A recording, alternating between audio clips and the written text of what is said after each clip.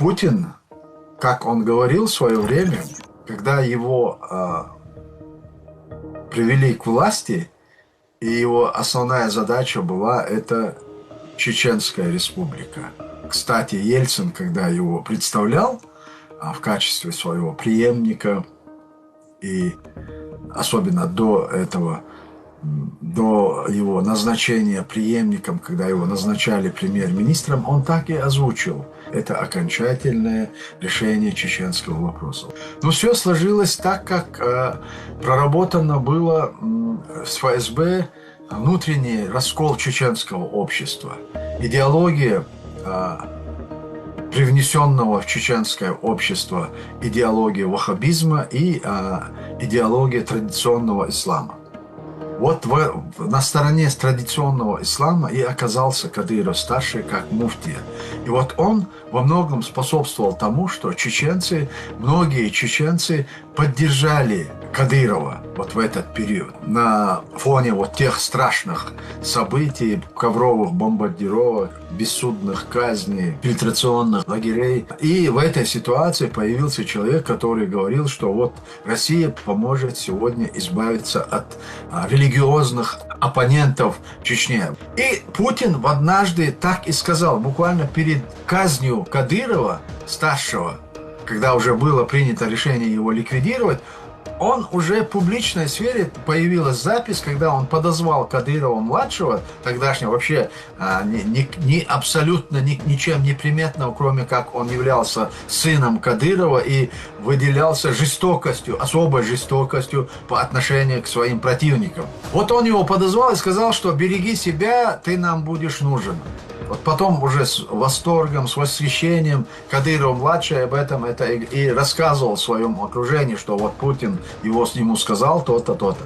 Вот с этого времени Путин сделал ставку на младшего. Чем можно было этого морального урода купить или сделать, завербовать? Да, он не был таким классическим агентом ФСБ, потому что по возрасту и по своему мировоззрению он никак не мог быть интересен каким-либо спецслужбам, ни российским, ни западным, никому, потому что это был на самом деле моральный урод, кем он и остался до сих пор. Вот его можно было купить беспредельной властью, заинтересовать и деньгами. Вот что Путин и сделал. Парень, который в селе вырос в нищете, и вдруг он был обеспечен настолько, насколько он даже в его фантазии не было, что такое может быть вот при жизни.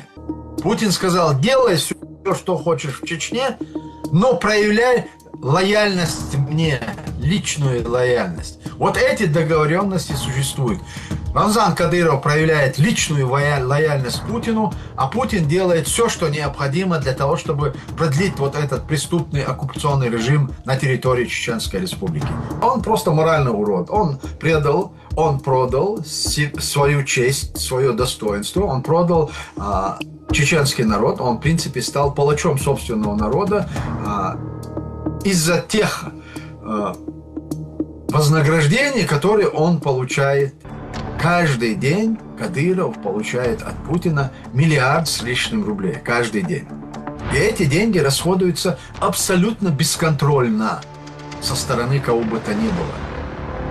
Ни российские Министерство финансов, никто. Нет там никаких прав человека. С 94 года, вот короткий промежуток между двумя войнами, если даже и появлялись правозащитники и те люди, которые говорили о правах человека, о тех преступлениях, которых совершали, сегодня напрочь этого нет. Все правозащитники, включая и свободных журналистов, которые описывали ситуацию и доводили ситуацию до внешнего мира, они убиты. Анна Политковская, Наталья Астамирова. Остальные были вынуждены просто покинуть Чеченскую Республику. И сегодня, кроме тех, которые обслуживают власть Путина и власть Кадырова в Чечне, других правозащитных организаций просто нет. Это не изобретение Кадырова и кадыровского окружения.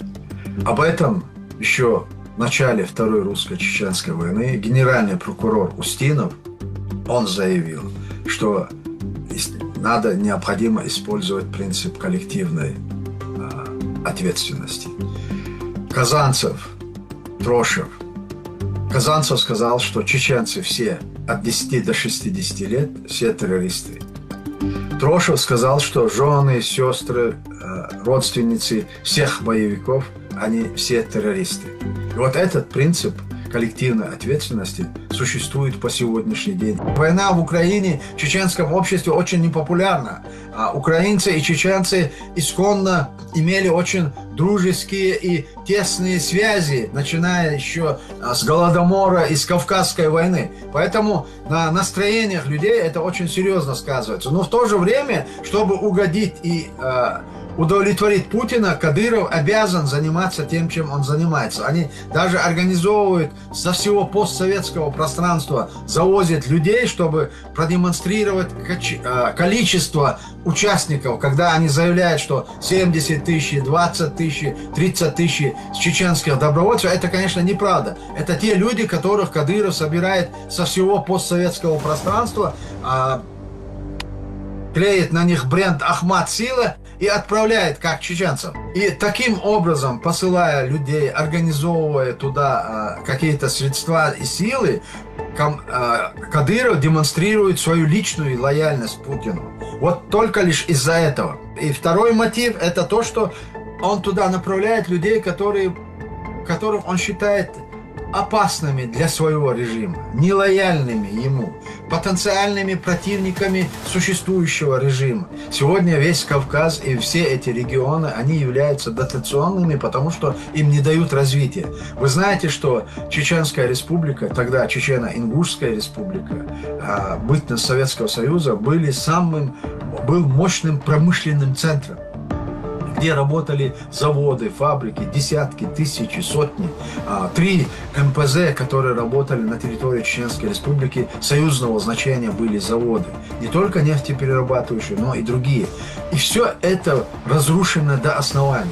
И сегодня Чечня превращена в торгово-развлекательный центр. Нету ни одной фабрики, ни одного завода, нет рабочих мест. Естественно, в этой ситуации люди должны каким-то образом жить и существовать. И, естественно, вот эта группа, которая сегодня управляет, или вот эта оккупационная хунта, находящаяся во главе республики, поддерживаемая Путиным и его правительством, они считают, что чеченцы, находящиеся на территории, должны довольствоваться вот этими подачками. Если Чечня или другие регионы будут развиваться экономически, будут самостоятельными, какими они на самом деле являются, Чеченская республика исключительно самодостаточный регион. Есть все, есть вся таблица Менделеева. И вот в период до Первой войны Чеченская республика являлась одним из самых благополучных регионов на постсоветском пространстве. И никакого финансирования со стороны никого, кого бы то ни было, не было. Но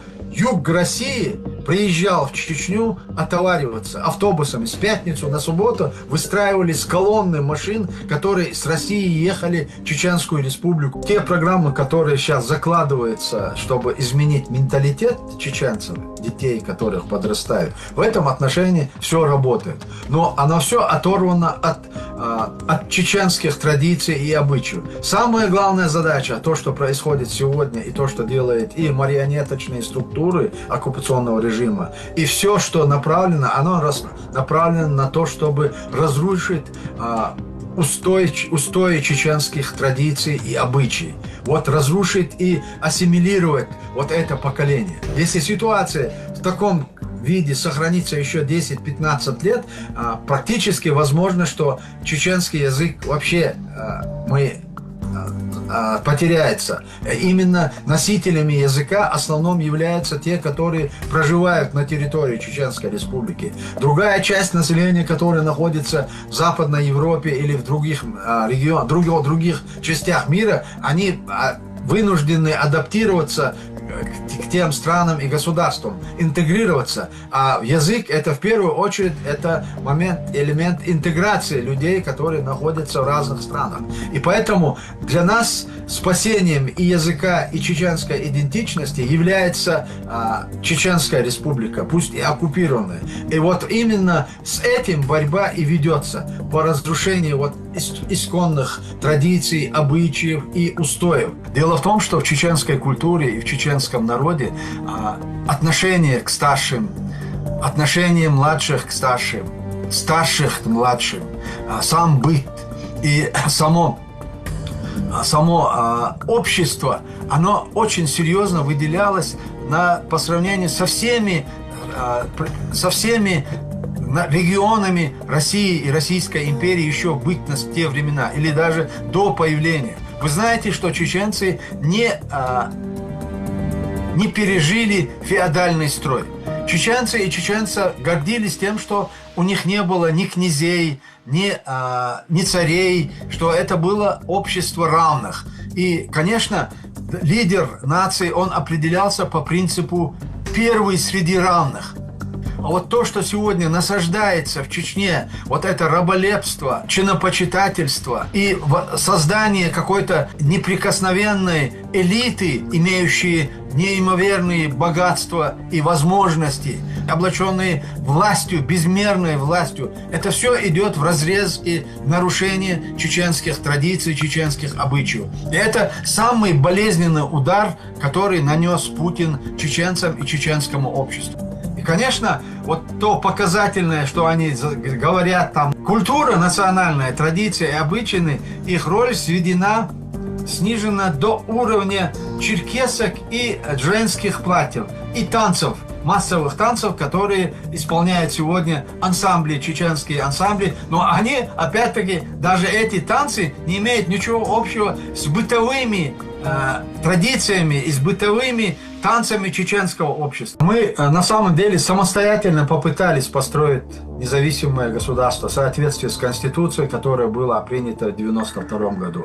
Но, к большому сожалению, нас мир предал и продал. После деоккупации нашей страны мы должны организовать выборы, свободные демократические выборы, чтобы народ избрал свою власть, а эта власть уже будет определять будущий вектор направления развития чеченского государства. Только после военного поражения России. Не только чеченский вопрос, но и будущее самой Украины будет зависеть от этого. Если Россия сохранится как империя и после войны в Украине, то нужно ожидать, что это будет не мир, не долгосрочный мир, это будет отложенная война. И поэтому я думаю, что есть четкое понимание сегодня у украинского руководства, есть четкое понимание у Европейского Союза или у коллективного Запада, что Российская империя представляет угрозу не только для чеченцев или для других колонизированных народов, и не только для украинцев и других постсоветских стран, что Российская империя представляет угрозу всему цивилизованному человечеству.